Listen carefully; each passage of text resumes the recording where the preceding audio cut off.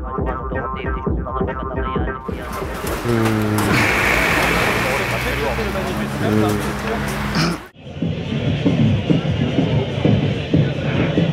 on est à Bastille, c'est la manif du 1er mai et là exactement on se trouve dans un cortège féministe. Je peux pas trop vous dire ce qui se passe exactement avec les CRS, pourquoi il y en a tant pour nous, pour la CNT, je sais pas exactement. C'est bien, on fait peur. Non mais c'est vrai, depuis c'est là où le PS et l'UMP c'est la même, c'est que sous Sarkozy on avait pareil. On faisait une manif, il y avait plus de policiers que nous des fois. C'est là où il faut re-questionner la démocratie, mais ça on en rediscutera une autre fois. Depuis Belleville ils sont là les flics. À ton avis pourquoi il y a autant de flics là Parce qu'il y a de vacances à Belleville. Les intermittents devant le ministère du Travail, ils ont été gazés et matraqués. J'espère que le PS ne sera pas là aujourd'hui. Il y a des copains qui ont été arrêtés là. Ah déjà? Ouais, des copains qui ont été arrêtés et matraqués. On était à la CNT, on était scindés en 2 ou 3 avec les copains d'AL, de la CNTAIT et puis l'AFA. On était scindés en 2. Et pourritures. Là, ils attendent la provoque. Là, il suffit qu'il y ait 3-4 copains, par exemple, qui les chicanent un petit peu et ils attaquent. Ça dure depuis combien de temps? Ça fait combien de temps? Depuis Belleville qu'ils nous emmerdent. Ils nous ont gazés, même ils ont chopé des mecs. Le parcours était défini, etc.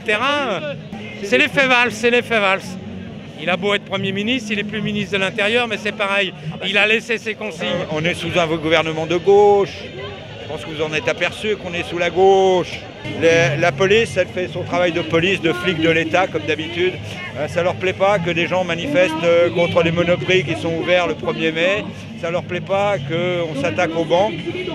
Par contre, on est là pour les payer, eux. Ils ont gazé, on s'est fait gazer plusieurs fois. Ils ont essayé de couper le cortège, enfin, la provoque, comme d'habitude. Voilà, quand tu te retrouves face à 30... Et là encore, ils ne sont pas en ordre à la romaine, là, en carapace, quand ils ont tous les boucliers. Mais quand tu vois ça, c'est vrai que ça te donne envie. Et avec raison, je pense, de les défoncer.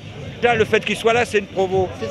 Nous, on a toujours autogéré les manifestations. Ça veut dire qu'on sait la diriger. On n'a pas besoin de flics pour faire la manif. La CNT, la L et la FA, on va bientôt pouvoir avancer tranquillement.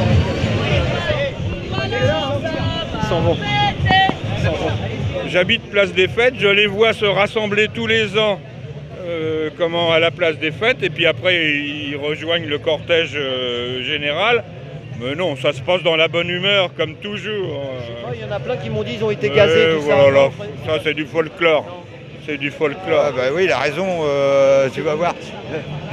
Qui? Ah mais la CGT là. C'est lui là, ouais. La CGT, ouais, c'est lui là. Ah ouais, je sais pas, la CGT comme d'habitude, elle est parfaitement au courant des situations. Il ne s'est rien passé, ne vous inquiétez pas, on négocie pour vous. Voilà, et puis si on a besoin, au lieu de vous appeler à une grève générale reconductée, on vous appellera à une journée de mobilisation. Je veux modérer, juste dire que faire aux gens, les militants de la CGT, c'est pas l'organisation CGT, c'est pas la même chose. Pour tout dire, j'ai fait comme beaucoup de camarades qui y sont encore, tu dis, tu peux pas laisser un outil syndical entre les mains de ces, j'allais dire de ces pourris. D'ailleurs, je t'invite à regarder sur Internet, dans la CGT, il y a une tendance qui est contre le système paritaire, si tu préfères. Hein. Donc il y a des gens qui... Voilà, j'ai mis simplement longtemps à comprendre que l'outil n'était pas bon, que ce n'était pas la peine, je pouvais leur abandonner l'outil. Sauf qu'ils vivent d'une image, ils représentent un certain nombre de personnes, donc ils ont le pouvoir. Un syndicat, comme sont devenus les syndicats aujourd'hui, ça ne donne pas envie de se syndiquer, on est d'accord. Le syndicat, c'est les adhérents du syndicat qui déterminent ce que fait le syndicat, et non pas le permanent ou celui qui sait. Mais vous savez qu'il a existé des syndicats fachos. Hein. En tout cas, je vois que vous avez une bonne santé quand même. Nous avons besoin de médias qui soient révolutionnaires et en bonne santé. Le 1er mai, c'est quand même la fête des travailleurs.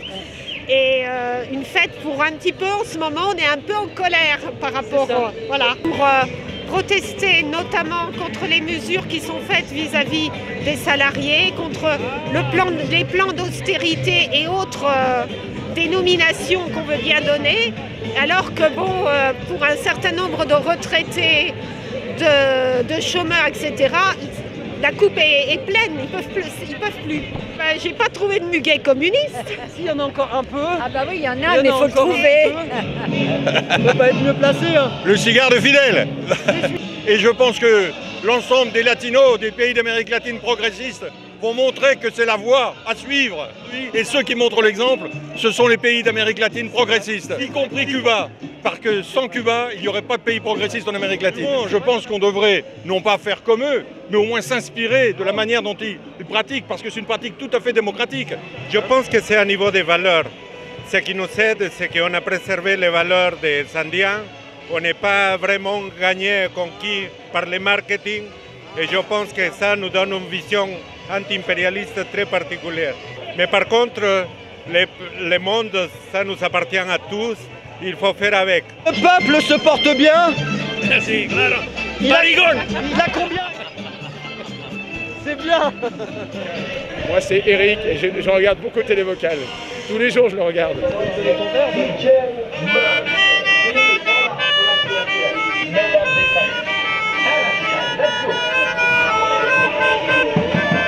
Non, mais c'est une honte, on est chômeurs, d'accord. Il y a un projet du gouvernement qui est de faire un contrat d'apprentissage de 3 ans ou plus de 25 ans, c'est-à-dire à des gens comme moi qui ont plus de 50 ans. Adultes. Ça veut dire on serait payé 50% la première année en progressif, 75% du SMIC la 3e année, la dernière, pendant 3 ans, comme si on n'avait pas de vécu, comme si on n'avait pas de compétences, comme si on n'avait pas de savoir, comme si on n'avait pas d'expérience. C'est une humiliation qu'on ne supportera pas, ça sera la révolution.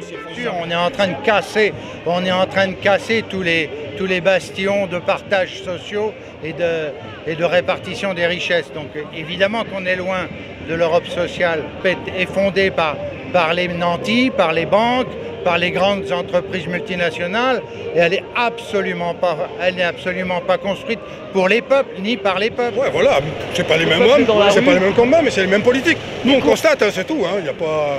Voilà. La droite a expulsé, la gauche continue. Où est le changement? La droite a expulsé, la gauche continue. Où est le changement?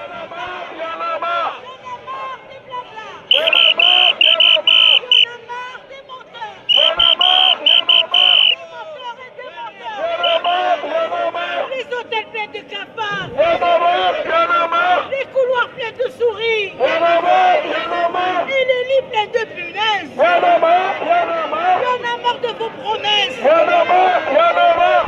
marre des taudis. Ils sont là les intermittents. Ouais, ça sent toujours le diatase. D'accord. Et ça va péter. Ce sont des gangsters. Sans vous, quoi. Ce sont des gangsters.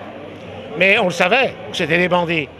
Mais il se trouve que là, le gouvernement s'est coquiné une fois de plus avec le MEDEF, donc ça ne va pas en rester là. Les plus nombreux, c'est nous qui ne sommes pas informés. C'est intéressant, c'est la démocratie à l'envers. Vous avez vu qu'aujourd'hui, Valls, il a innové.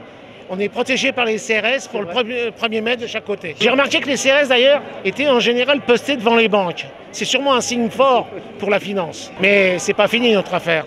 Les artistes et techniciens du spectacle sont toujours là. Alors, ils vont le voir bientôt. Et il y a tous les travailleurs qui sont dans la ligne de mire du patronat et puis avec la complicité non feinte de gens qui sont au gouvernement.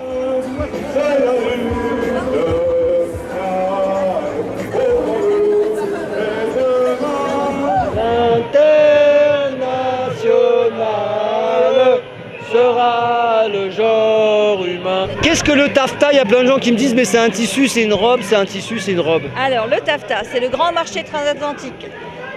J'ai pas trop envie d'être filmée, je suis désolée. C'est le grand marché transatlantique, c'est un accord bilatéral qui est négocié en secret par la Commission européenne et les États-Unis, et avec bien sûr beaucoup de multinationales. Et en fait, ce sont les multinationales qui vont faire leurs lois contre les États et contre toutes les collectivités. Qui est-ce qui gagne moins qu'un travailleur? Une travailleuse. Qui est-ce qui gagne moins qu'un travailleur? Une travailleuse. Qui gagne moins qu'un travailleur? Une travailleuse. Aider la liste féministe aux élections européennes. Non seulement les femmes elles ne peuvent pas progresser dans leur carrière, mais généralement elles sont scotchées au sol dans le temps partiel et dans des métiers qui sont moins valorisés socialement, où il y a de moins bons salaires. Pour la première fois en France, il y a une liste féministe qui se présente aux élections européennes. Ce sont les féministes pour une Europe solidaire. On va être présente dans toutes les régions de France. Et le message qu'on veut faire passer, c'est que l'Europe aujourd'hui, elle remet en cause les droits des femmes. C'est vrai sur le droit à l'avortement, mais c'est vrai sur les questions économiques. Quand l'Europe impose aux États des politiques d'austérité, les premières touchées, ce sont les femmes.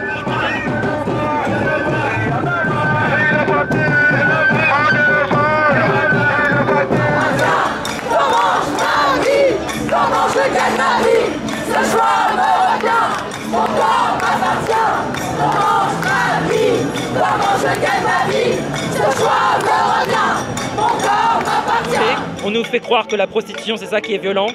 Et du coup, on invisibilise les vraies violences. Parce que la vraie violence, la première cause des violences, elle est institutionnelle. Ces gens n'étaient pas obligés de travailler dans des caves, dans les bois, etc. Il n'y aurait pas autant de meurtres, c'est pas vrai. Parce que quand les avocats et les médecins ils travaillent en cabinet et qu'ils ont le droit de s'auto-organiser, eux ils sont sécurisés et la police elle arrive tout de suite s'il y a une agression. Nous, la police elle s'en fout, à la rigueur elle préfère qu'on nous laisse crever parce que ça fait une pute de moins sur terre. Madame Feng qui est décédée il y a un mois à cause des violences policières, donc on est très en colère par rapport à ça. Puisque c'est une mort qui est directement imputée à la répression qu'elle a subie. Elle est moins cliente, donc il y a moins de possibilités de sélectionner. Elle-même, elle était fortement réprimée, donc voilà, elle travaillait dans des conditions très dures. Elle a été assassinée. On peut dire que tu portes ta croix aujourd'hui, toi? Oui, je revendique le légitime travail sexuel autonome. Je suis pour l'abolition de l'esclavage del siècle 21. Et je lutte contre la politique du gouvernement. Il y en a une que j'aime bien, elle n'est pas là. Les féministes doivent vraiment se mobiliser sur les questions du travail, non seulement parce que les femmes sont payées quand même 27% moins que les hommes, donc c'est quand même pas rien. Les inégalités salariales sont vraiment très importantes. Et les discriminations aussi dans le monde du travail, c'est-à-dire harcèlement sexuel, etc.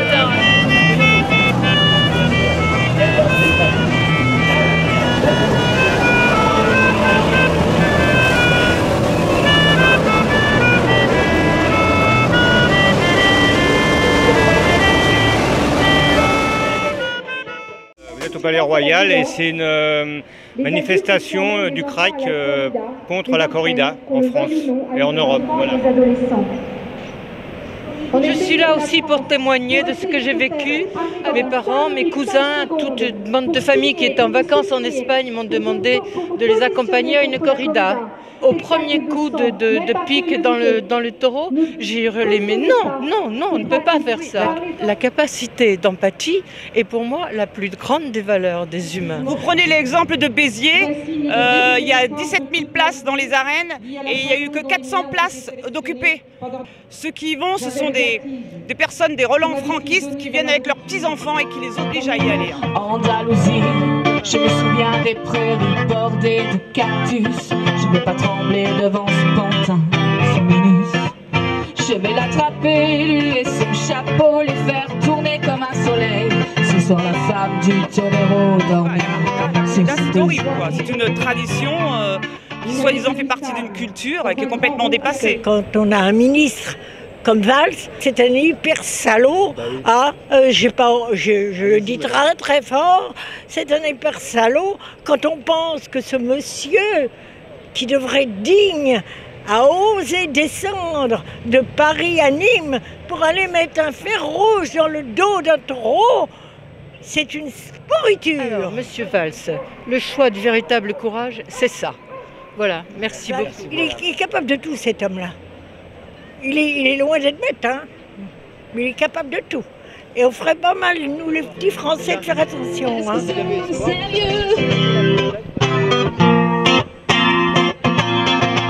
J'en ai poursuivi des fantômes, presque touché leur balerie. C'est terrible, hein. Je sais pas, si on faisait pareil à un humain, je crois pas que ça serait accepté, alors pourquoi l'animal qui a refait de mal à personne. Les gens ont ri. Le tortionnaire a retiré son épée et a repris la pose pour la planter à nouveau. Il voyait bien que j'avais mal, alors pourquoi continuait-il? Avec leur costume de papier. J'ai été 12 fois à Nîmes, j'ai été à Dax, j'ai été à Toulouse, j'ai été à Alès, qui osent amener leurs enfants voir une horrible chose pareille. Mais qu'est-ce que c'est que ces mères? C'est pas des mères, ce sont des marâtres. Et moi je dis toujours, on a le droit d'aimer la souffrance, et bien qu'on la pratique sur soi, hein, ou sur les gens consentants. Comme je dis toujours, le SM, c'est pour les humains consentants. Je suis pour une égalité de considération des intérêts animaux. Les gens qui se délectent de la souffrance des animaux, pour moi c'est des pervers, des pervers, oui, des malades. J'ai jamais appris à me battre contre des poupées.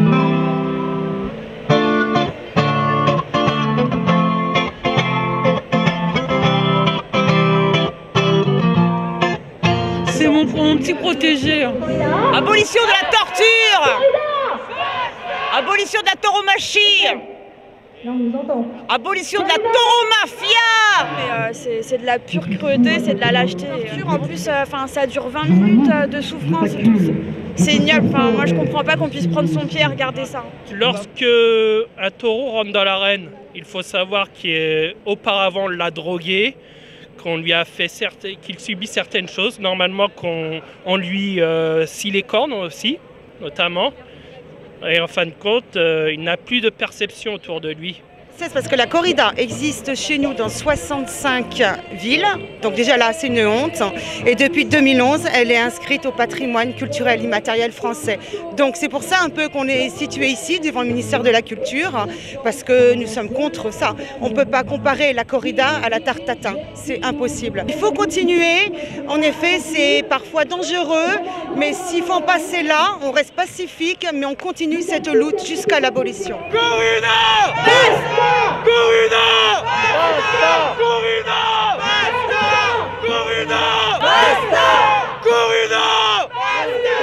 La torture n'est pas notre culture! La torture n'est pas notre culture. Toute forme de violence envers les animaux, les humains éventuellement, me choque. Dans le code pénal, article 521.1, ce sont des sévices graves et actes de cruauté.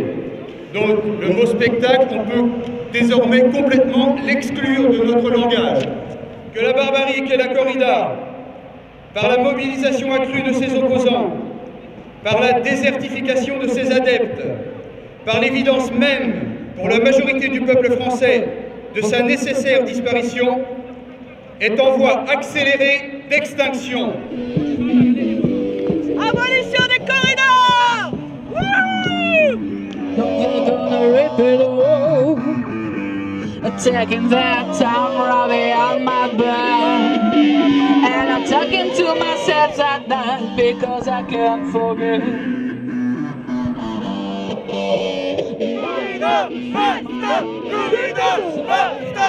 Corrida, basta! And a message coming from my eyes. Je pense qu'on verra l'abolition de la corrida de notre vivant. Je la verrai en tout cas. Pour la fête des mères, vous connaissez une chanson avec le mot maman? À vous dirai-je maman, ce qui cause mon tourment. Les jolies colonies de vacances. Merci maman, merci papa. Si maman si, si maman si, non, maman si tu voyais ma vie. Mamma, solo per te la mia canzone vola. Mamma, solo per te non sarai più sola. Papa, maman, quand j'étais petit garçon. Maman est folle, on n'y peut rien. Mais ce qui nous console, c'est qu'elle nous aime bien. J'étais chez ma mère. Es gibt nicht besser in der Welt.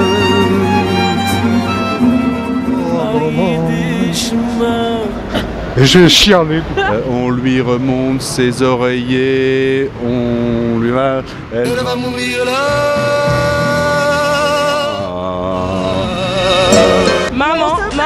Maman, s'il te plaît. Il faut des Nike pour la rentrée. Maman, s'il te plaît. Maman, s'il te plaît. Maman, s'il te plaît. Ma mère m'a dit Antoine va te faire couper les cheveux. J'aurais mieux fait de le faire, ce serait beaucoup mieux. Les chemises à fleurs, c'est parce que je trouve ça beau, parce que ça me plaît. Oh yeah. Une chanson douce que me chantait ma maman. En suçant mon pouce, j'écoutais Ah, c'est aujourd'hui dimanche. Non, non, non, non, non, non. J'ai pris ces roses blanches. Pour toi, jolie maman. Allô maman, bobo. Maman, comment tu m'as fait, je suis pas beau. Allô maman, bobo. Allô maman, bobo. Allô, maman est près de toi. Il faut lui dire maman, c'est quelqu'un pour toi. Ah, c'est monsieur de la fois? Bon, je vais la chercher. Je crois qu'elle est en combat. Et je sais pas si Mama just killed a man, put a gun against his head, pull my trigger, now he's dead. Maman. Maman, les petits bateaux qui vont sur l'eau ont-ils des pieds? Mais oui, mon gros bêta, s'il n'en avait pas, il ne marcherait pas. Mamma mia. Here I go again. Ouais. Nana. Bon bah bisous maman et puis bah je t'aime hein. Bonne fête.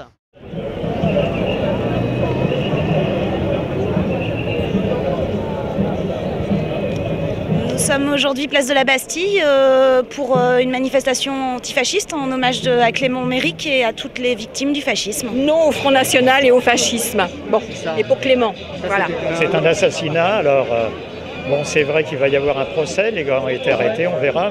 Et moi, ce qui m'étonne le plus, c'est que des gens qui ont connu le fascisme, parce qu'il y a des personnes âgées dans ces mouvements-là, ils ont connu la guerre. Merde, comment ils peuvent rentrer au Front National ? Ça me renverse, je ne comprends pas, honnêtement. Mais bon, il faut croire aussi que les gens oublient vite. Peut-être que la commémoration doit permettre de prendre conscience des choses. Ça tient au fait que d'une part l'UMP est en déconfiture, le Parti Socialiste n'en parlons même pas, donc les braves gens, qu'est-ce qu'ils font? Qu'est-ce qu'ils se rabattent? Ils devraient le faire sur l'extrême gauche, ils le font sur l'extrême droite, voilà. Je me souviens de Clément, de la façon dont il est mort. On n'oublie pas, voilà pourquoi. En plus, il y a eu une montée des extrémismes, en particulier du Front National, qui est extrêmement dangereuse. Ils oublient vite ce qu'est la famille Le Pen, etc., notamment le père et tout ce qu'il a pu faire pendant la guerre d'Algérie. Oui, ça m'inquiète. C'est pour ça que je suis là. Pour enrayer ça, no passaran. Moi, de toute façon, je suis trop jeune pour voter, mais je voterai pas. Personnellement, après, moi, je suis anarchiste, donc je voterai pas. Du coup, j'estime que c'est important de venir et de montrer que non, que c'est pas normal. Il n'y a pas qu'en France, hein. On voit sur toute l'Europe ce que ça donne, ces périodes de crise et la montée de l'extrême droite. Hein. C'est clair. Si ça continue comme ça, moi je pars à l'étranger. Hein. J'aurais aimé qu'il y ait plus de monde. Oui, mais il y a beaucoup de jeunes. Alors ça c'est bien. Merci beaucoup. Bien, mais il faudrait plus de monde comme la dernière fois.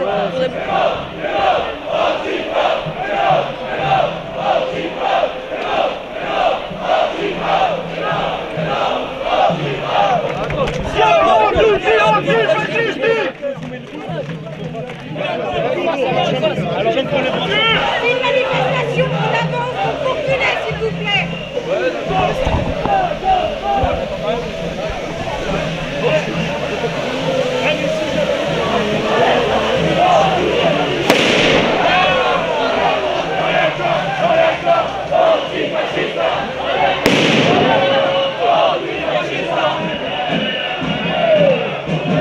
On n'est pas assez nombreux. Faudrait encore plus de monde, faut toujours plus de monde pour se faire entendre. À bas les racistes, à bas le Front National. Il faut dire que je suis outrée de cette montée du Front National. Moi je suis une bourgeoise de Paris et je suis venue pour dire au monde entier et aussi surtout aux étrangers chez nous qu'on les aime, qu'on veut qu'ils restent et que tous leurs droits soient maintenus. J'ai honte et c'est pour ça que je suis là. J'aurais aimé qu'on soit beaucoup plus ici. Et pas seulement les gens des extrêmes, qu'on soit beaucoup plus mobilisés comme on l'a été en 2002. On va y arriver. Merci beaucoup en tous les cas, merci.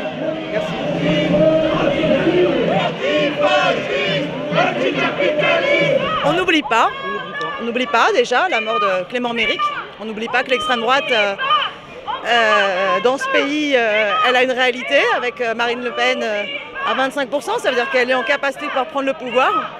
Et qu'il faut absolument, au contraire, empêcher ce cours de l'histoire et qu'il y a une alternative à construire. Voilà. En fait, le premier parti, je tiens à le dire, ça n'est pas les fascistes, les racistes ou les nationalistes du Front National. Le premier parti, c'est les abstentionnistes, les gens découragés, les je m'en foutistes, les gens qui en ont ras-le-bol. C'est le parti du ras-le-bol. Il faut que ce ras-le-bol s'exprime d'abord dans la rue et ensuite dans les urnes, aux régionales et puis aux prochaines élections nationales, afin de faire reculer le fascisme, le racisme et l'austérité dans ce pays. On ne peut pas manifester aujourd'hui sans penser aux résultats du 25 mai, c'est-à-dire avec le fait aujourd'hui que pour la première fois depuis la libération, il n'est plus exclu que l'extrême droite prenne un jour le pouvoir dans ce pays. L'UMP a commencé, ou le RPR à l'époque, a commencé les politiques islamophobes, les politiques xénophobes. C'est eux qui sont responsables, qui ont fait de sujets qui n'étaient pas un problème, des sujets de société majeurs qui ont fait le tour des médias. Il ne faut pas oublier que Clément Méric a été assassiné il y a un an.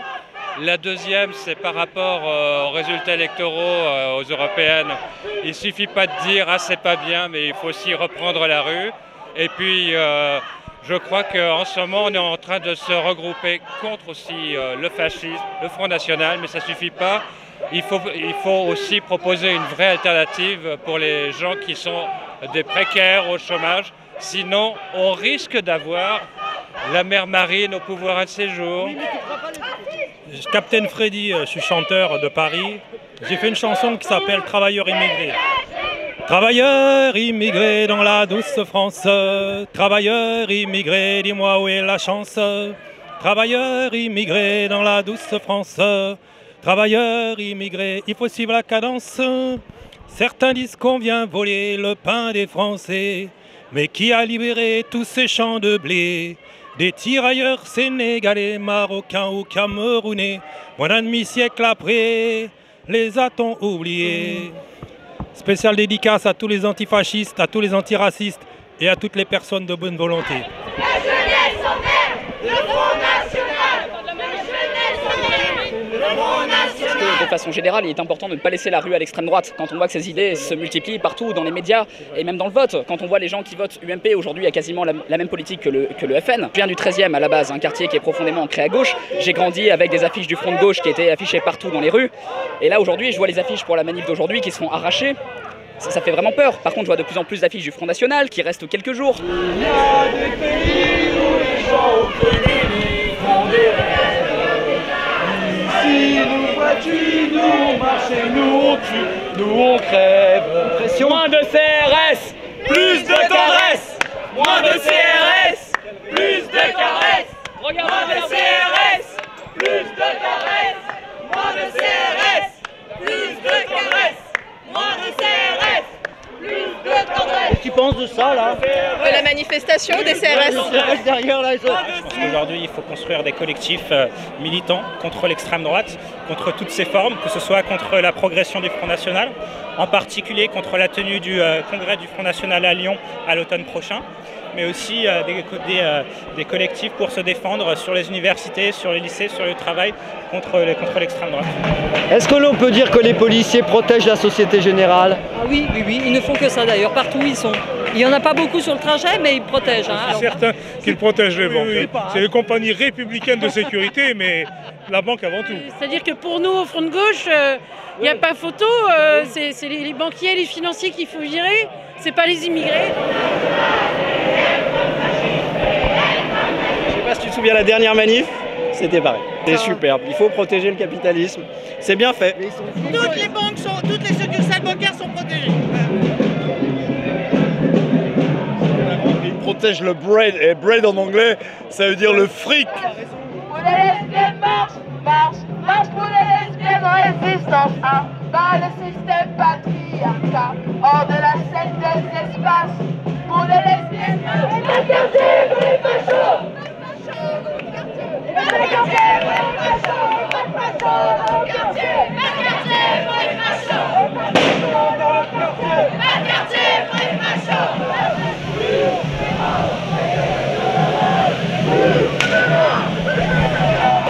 Ah ben la prohibition! Vive la légalisation du cannabis! Vive la légalisation du cannabis! Nous serions à peu près 500 000 usagers quotidiens chroniques. Nous serions peut-être 1 200 000 à en faire un usage quasi hebdomadaire. Et nous serions plus de 12 millions à avoir enfreint la loi. Il est temps que ça cesse! On veut du bédo! On veut du bédo bio! On veut du bédo! On veut du bédo bio! Pour moi c'est plus récréatif, mais sinon il y a des personnes pour qui ça peut être utile quoi. Il y a plein d'autres pays où c'est déjà légalisé, ils l'utilisent médicalement, mais c'est très bien, ils devraient le faire en France quoi. Après pour moi qu'ils légalisent ou pas, ça va pas trop changer, hein, je fumerai quand même autant. Ils pourront se rendre compte que c'est bon pour la santé, ça peut soigner des maladies quand même, c'est prouvé par des médecins américains. Depuis que le Colorado a légalisé en début d'année. Moi perso ça fait du bien, après bon, je sais que sinon j'ai du mal à dormir. Et puis c'est une belle plante, après je suis cannabiculteur et j'aimerais avoir le droit de faire pousser au moins juste ma consommation personnelle ou avoir le droit d'aller en acheter dans un magasin spécialisé mais pas flipper à chaque fois que je vois un flic alors que j'ai une boulette dans la poche, quoi. Moi, je suis venu pour dire qu'en France, la marijuana a été délégalisée depuis 43 ans. Je trouve pas ça normal, étant donné qu'il y a, pour certaines raisons, principalement les maladies, il y a plein de gens qui souffrent et qui pourraient être guéris. Je connais des gens qui se sont battus pendant plusieurs années pour la légalisation du cannabis médical, parce qu'il y a des maladies comme la CEP, le cancer, plein d'autres maladies. Alors, moi concrètement, à la base, je suis surtout teuffer et anti-facho. Mais là, je suis là pour légaliser le cannabis, comme c'est noté là. Le Colorado, depuis qu'ils ont légalisé le cannabis, ils ont fait près de 22 millions de dollars. Juste avec les taxes. Il y a des États souverains, des nations souveraines sur la Terre, l'Uruguay pour ne pas les citer, qui décident de légaliser le cannabis. Et on sait bien que c'est le mouvement historique irréversible, c'est tout, il n'y a que des pays débiles comme la France pour ne pas l'avoir compris. L'État français est le principal intéressé à la prohibition au monde. Donc c'est plus difficile ici, c'est un peu plus difficile. En Europe, c'est probable qu'il y ait des changements rapides, il y a plein de pays où il y a des évolutions. Et là, en tout cas, il y a des élections tout de suite qui vont être intéressantes sûrement pour plein de choses. Mais pour ce qui nous concerne, Cannabis sans frontières a présenté une liste en Île-de-France. Est-ce que vos parents savent que vous êtes là ou vous leur dites rien? Non, il faut pas... non. Et toi, tu cultives alors? Oui, gros cultivateur et je l'assume. Je la fume beaucoup. En vaporisation parce que sinon c'est nocif, ce n'est pas thérapeutique. Et sinon faire des concentrés cannabinoïdes. Moi je fais partie du cirque et donc on appelle à manifester comme tous les ans. C'est un peu le début de notre très courte fenêtre de contestation cannabique dans l'année, de la marche mondiale jusqu'à l'appel du 18 juin, qui aura lieu le 18 juin à la Villette, on espère comme d'habitude. C'est la petite fenêtre où on arrive un tant soit peu à exprimer sur la place publique vraiment nos arguments contre la prohibition du cannabis. Donc là, les gens sont un peu chauds parce qu'ils ont envie de montrer qu'ils existent, qu'ils sont responsables et que c'est des gens à part entière avec les mêmes droits et les mêmes devoirs que tout le monde et que c'est pas parce qu'ils ont choisi le pétard plutôt que la bouteille qu'ils doivent être critiqués, stigmatisés, marginalisés, pourchassés, persécutés par la République française. Qu'est-ce que vous pensez des jeunes qui demandent à dépénaliser le cannabis? Oui, vous pensez quoi vous? Je ne l'ai jamais utilisé, mais je pense qu'il n'est pas plus dangereux que l'alcool. Probablement l'alcool plus dangereux. Il faut bien voir que le public du cannabis, c'est pas que les vingtenaires qui sont là, c'est vraiment transgénérationnel, et y compris chez les trentenaires et les quadragénaires, tu as tout un tas de gens qui bossent, qui sont pères ou mères de famille, qui ont des responsabilités, qui sont parfaitement insérés dans la société et qui cultivent leur herbe de cannabis chez eux tranquillement, donc en risquant leurs 30 ans de prison comme tout un chacun, mais qui ne causent aucun trouble à l'ordre public, qui ne font de mal à personne, si ce n'est peut-être à eux en consommant leur cannabis. Et encore, ça, c'est pas encore tout à fait tranché sur le plan scientifique. Je suis pour la légalisation de la ganja. Mais ça te procure quoi? Ça détend, on est vachement heureux. Essayer d'oublier, s'éclater aussi. Fuir une réalité quand on dit... Ouais, un peu en fait. Mais c'est pas la fuir au point du mal-être, c'est juste s'évader, un peu comme partir en vacances, on va voir ailleurs, on fait un tour et puis on regarde et on revient éventuellement après. On est dans un bon état d'esprit quand on le fait. Et ça amplifie l'état et du coup ça arrive à prendre des crises de parano pour des conneries. Quand une portière qui claque dans la rue, on pense que c'est des condés ou comme ça et là ça m'est déjà arrivé de rester coincé comme ça dehors. Et je me sentais mal, ça fait vraiment un gros flip quoi. Moi ce que je fais, je bédave pas tout le temps, souvent, enfin pas tous les jours. Et du coup en espaçant, pareil entre les deux, de faire regarder où est-ce que j'en suis dans ma conso, enfin si ça va bien et puis dès qu'il y a un petit truc qui va mal, on ralentit et puis on attend un peu et on repart après. C'est comme pour l'alcool par exemple, on dit que c'est interdit au volant, il y en a certains, ils veulent pas, ils font la sourde oreille, ils continuent et ça fait des accidents, là c'est pareil, il faut se contrôler. C'est pour oublier les galères. C'est ça. Pour se sentir bien, se sentir libre. Ah, c'est bon, enfin je sais pas, ça fait planer, ça fait délirer, on rigole avec nos potes, enfin voilà, je sais pas, y a pas... Parce que tout simplement ça nous met bien, on est après avec nos potes et on est posé tranquille. On est ensemble, on est tous entre potes. On Mais en fait pour moi la drogue c'est pas forcément un moyen de... Tu vois, on fumait tout le temps, ça doit juste te montrer une direction. On va plus lentement, on est moins pressé, les gens ils sont trop pressés à Paris, ils sont là, ils marchent vite, ils sont comme ça, ils font... Il marche vite, je sais pas pourquoi. La fumette, pour moi, c'est quelque chose qui réunit les gens. Franchement, lui, il fume, moi, je fume. On va fumer un jour ensemble, on va rigoler. Moi, je fume, je m'amuse, mais pourtant, je travaille et j'ai une vie très bien. C'est vrai que ça détruit la vie de certains, mais c'est pas le cas de tout le monde. Ça procure un sentiment de détente, on est posé. Mais ça change rien. Et pourquoi toi, c'est pas parce que la vie est dure, c'est parce qu'on doit tout essayer dans la vie. Forcément, la vie a toujours des étapes où on essaye des choses. C'est une expérience qui permet de se forger au fur et à mesure dans la vie. Pourquoi je fume? Bah écoutez, procure quoi? C'est un moyen de se retrouver, c'est se détendre. Tu vois, c'est convivial. Comparé à toutes les autres drogues, le cannabis permet de rester conscient et de monter tranquillement. C'est tout. S'il y a quelqu'un qui a envie de taper des drogues dures, il le fait parce qu'il en a envie. À partir du moment où le cannabis est considéré comme une drogue douce, et cette drogue douce-là, ça n'incite aucunement à aller dans les autres drogues. C'est pas la même, l'héroïne ça peut te rendre accro parce que les effets sont pas la même. Personnellement je connais et l'héroïne c'est pas du tout la même que le pilon, c'est pas la même. Faut vraiment arrêter d'engorger les prisons et la justice avec des conneries de boulettes dans les poches, ça fait chier quoi. On voit les mafias que ça engraisse derrière, rien que ça. Moi je suis père de 2 ados, ça me gonfle quoi. Tout le monde fume, ça va quoi, faut arrêter d'être hypocrite à ce point. Les politiques le savent et c'est ça qui met en révolte. Moi j'en peux plus, j'ai jamais milité, j'ai voyagé, j'ai tourné autour du monde, j'étais pas en France. Je milite maintenant parce que je suis en France, mais j'en ai marre de voir ça, j'en ai marre, mais marre. Comment voulez-vous que les jeunes puissent être tranquilles puisque c'est interdit d'acheter ce produit? Ils l'essayent dans l'illégalité.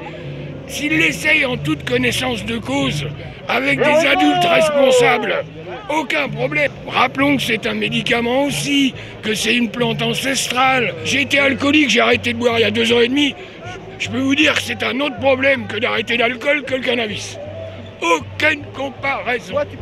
Mais j'ai arrêté l'alcool, pourquoi pas arrêter le cannabis? Mais sans souci, je n'ai aucune accoutumance, aucune. C'est pas représentatif du nombre en France. Même à Paris, c'est loin d'être représentatif des jeunes. Pourquoi? Parce qu'il va y avoir des photographes partout et des flics partout qui vont les prendre en photo et c'est interdit. Alors c'est vraiment dommage. Quand on regarde, les États-Unis, on commence à légaliser un peu partout, à dépénaliser. Alors la France va suivre. Quand on regarde que la Hollande a fermé plein de prisons tellement ils ont peu de crimes et que là-bas le cannabis est légalisé, ça s'ensuit, donc ça va suivre un jour. Si c'est pas aujourd'hui, ce sera demain. Merci beaucoup. Bon, moi j'ai que 20 ans, peut-être je ne connaîtrai pas ça, mais je suis sûr dans des générations lointaines, ça arrivera, le cannabis sera légal. C'est sur le THC, la bœuf, elle est pas nocive. Que c'est le shit en fait, les gens qui nous le vendent. Tout ça pour se faire de l'argent, ils vont nous vendre des trucs avec du henné, des conneries dedans. Et du coup, c'est ça qui va nous rendre mal. C'est super, il n'y a que des mômes, il y a plein de mômes, c'est formidable. La relève est assurée. Le cannabis, tout est bon, il n'y a rien à acheter. Uruguay!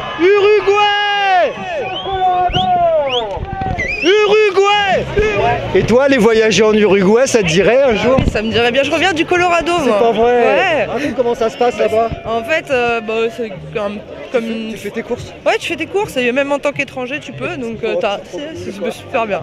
Et franchement, super bonne en plus. Et tu crois qu'on le verra un jour, ça en France? J'espère. Bah, je perds pas espoir, franchement. Pardon. Stop à la prohibition du cannabis! Tabac, alcool, on est tous responsables, on consomme, on est responsable, on est des pères de famille, on paye nos impôts, on est comme tout le monde, on n'est pas des parias. On dit qu'on est en République, démocratie, liberté, égalité, légalisé!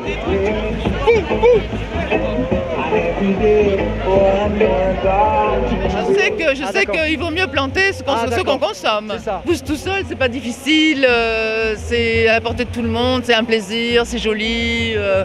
Et on peut faire des tas de choses, des crèmes, des choses pour manger, des choses pour le corps. Nous, nos maladies sont souvent psychosomatiques maintenant et sont souvent dues au stress.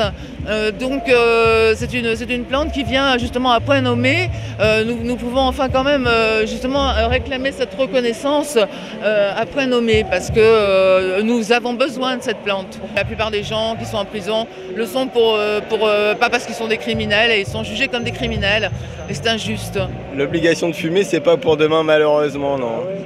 Il y en a qui ont besoin de fumer parce qu'ils ont besoin de déstresser, d'autres pour dormir, d'autres pour se détendre, d'autres pour oublier. On tolère tous le cannabis différemment, donc du coup c'est pas fait pour tout le monde aussi, quoi. Faut ça se manier, c'est à manier avec des pincettes toujours. Il y a toujours une petite quantité de population qui ont une fragilité avec les addictions et donc du coup je sais pas si une chose peut entraîner une autre. Après, c'est vrai que des fois, s'approvisionner au marché noir ou quoi que ce soit, ça peut amener à ce qu'on propose d'autres produits un peu plus bizarres à gérer. Et tout. Calme, voilà. Ça permet de détendre, d'enlever le stress et de s'amuser. Je pense que le pétard, il y en a, ça va y rentrer dans le brouillard, ça va pas être le moment de faire la révolution. Ouais.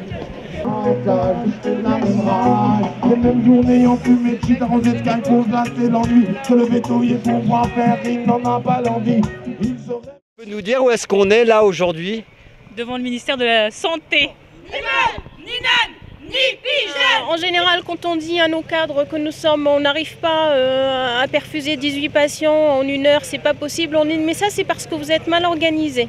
Ce n'est pas bien sûr parce qu'on est surchargé, parce reconnaître notre pénibilité pour avoir une retraite en adéquation avec le métier qu'on pratique, de meilleures conditions de travail pour une meilleure qualité de soins. Un patient, c'est pas un ordinateur, c'est un être humain. Ni à avoir peur des gestes qu'on a fait parce que on s'est précipité dans les gestes qu'on a fait. On n'a pas eu le temps de rassurer, d'écouter, de faire le soin correctement. Et les gens, ce qu'on a besoin, c'est voilà, qu'on passe un peu de temps, qu'on puisse s'asseoir sur son lit pour discuter un petit peu avec lui. Hein. Et surtout, le jour où je serai patiente, je veux pas que ça soit un robot qui vienne me donner mes médicaments ou me faire ma prise de sang. J'aurais besoin voilà, de voir l'aide-soignante qui vienne, de l'infirmière qui vienne me faire ma prise de sang pour me rassurer parce que je suis une infirmière qui est douillette et qui a peur des piqûres. Moi, ce que je veux comprendre et ce que je veux entendre, c'est la valeur humaine. C'est soigner un patient dans sa globalité et pas soigner une plaie ni passer un antibiotique. Moi, ce que je veux, c'est les valeurs humaines. J'ai fait un métier humain, j'ai quitté l'assistance publique pour essayer de retrouver les valeurs du métier. Et je veux garder ça. Si un jour je le perds, je change de métier. Oui, on n'a pas beaucoup de visibilité, pas beaucoup de possibilités d'évolution, de salaire, de reconnaissance aussi surtout. Voilà. C'est surtout les politiques du gouvernement avec le reste à charge des patients qui est de plus en plus grand, après le système de soins qui se dégrade, les fermetures de services, les réorganisations. Tu fais partie de l'Hôtel Dieu, c'est ça? Oui, cette fermeture de ce service d'urgence principalement et de ces services est très dangereux pour l'ensemble de la PHP et des autres hôpitaux de la capitale, car ça les engorge et donc qui dit engorgement dit forcément baisse de la qualité des soins et surmortalité. Oui, il y a des économies à faire, mais pas sur le personnel et encore moins sur la qualité des soins. On ne peut pas et on ne doit pas gérer un hôpital comme on gère une entreprise. Un patient, c'est pas un ordinateur, c'est un être humain. Et les patients sont considérés comme des numéros. Les infirmières, les aides-soignantes, les ASH, on est considérés comme des numéros. T'es pas content, bah tu t'en vas. Malheureusement, c'est grave. Ce que je vais vous dire, c'est que chez certains professionnels de santé, le burn-out se traduit carrément par des suicides. Moi, la dernière fois où je me suis posé la question, où je me suis remis en question, je suis sortie de l'hôpital, je me suis mis à pleurer. Pourquoi? Qu'est-ce que j'avais fait de ma journée? J'ai fait des actes dans la journée, j'ai pas fait de soins. J'avais la main sur la porte, j'ai pas pu rassurer un patient, j'ai pas pu rassurer la mère d'un patient parce que je travaillais en pédiatrie. Voilà le sentiment d'abandon aussi, d'être payé au lance-pierre parce qu'on me donne des cacahuètes et je dois accepter les cacahuètes qu'on me donne en travaillant 12 heures par jour, en finissant le travail à 2 h du matin au lieu de 21 h, de n'avoir aucun remerciement derrière. Voilà, c'est un peu ça le burn-out, c'est ne plus dormir. Pour toi, c'est quoi? Ça arrive comment? Ne plus avoir de vie personnelle, ne plus pouvoir manger, se nourrir, faire ses besoins, vivre normalement par dévouement pour leurs patients. C'est parce qu'avant, les infirmières étaient des nonnes, mais ça a bien changé depuis. Avant, il fallait fermer sa bouche. Maintenant, on ose l'ouvrir. C'est extrêmement péjoratif, ouais. Donc on n'est plus ni bonne, ni nonne, ni pigeonne. Voilà, on n'est pas des pigeons. On veut bien travailler, mais avec un salaire adéquat, avec de l'humanité. On est combien? 80 000 sur Facebook à vouloir ouvrir sa bouche. On est des gentils soignants, donc on ne peut pas bloquer les gares parce que ça empêche les gens de rentrer chez eux. On ne peut pas non plus grimper en haut du ministère et accrocher une bandole parce que ça donne une image de délinquance. C'est les mêmes raisons pour lesquelles les soignants ne descendent pas dans la rue. Et ils sont défaitistes aussi, ils se disent mais ça change rien, on ne nous écoute pas, donc pourquoi s'amuser à aller faire le luron sous la pluie comme aujourd'hui? Ça ne sert pas à grand chose. On n'est pas censé se plaindre en fait, c'est toujours pareil. Voilà, si on se plaint, c'est toujours mal vu. Voilà, dans certaines régions, le chômage infirmier arrive, aides-soignants arrivent, donc les gens partent plus, donc ils préfèrent se taire, rien dire et continuer et courber le dos et faire ce qu'on leur demande. Moi, je ne prends pas de risque, j'assume complètement ce que je fais. J'ai toujours assumé, j'ai toujours participé aux manifs infirmières. Il y en a beaucoup qui souffrent autant, mais que personne n'est capable de se mobiliser pour faire changer les choses. Les gens se complaisent dans ce qu'ils sont actuellement, malheureusement, je pense. C'est la peur du gendarme, on va dire, entre guillemets. La peur de communiquer sur ce qui se passe. À l'heure actuelle, on est beaucoup en train de parler des lois de fin de vie, de ce qui se passe en Belgique et de la loi Leonetti. Et donc c'est vrai que c'est un sujet très ambigu. Je peux avoir la pression, oui. Après, risquer ma place, je sais pas. L'employeur est libre d'embaucher qui veut, certes. Les gens ne se bougent pas de toute façon pour qu'on change les choses. Donc tant qu'on ne se bougera pas, on restera sur ces idées-là. Elles continuent à être nonnes et à rien dire. C'est ça. Et à souffrir en silence. Il n'y a rien d'enrichissant à rien faire. Hein. C'est sûr que ce serait pas mal de se bouger, mais c'est pas très enrichissant et c'est fatigant aussi de voir que personne ne bouge jamais. On nous presse comme des citrons, mais au final, on arrive toujours à faire notre travail à la fin de la journée. On l'a sûrement mal fait, on a sûrement oublié une tonne de choses, mais il est fait. Quelle morale il faut avoir? Un moral d'acier. Toi tu l'as en tout cas. Ça va. Merci beaucoup.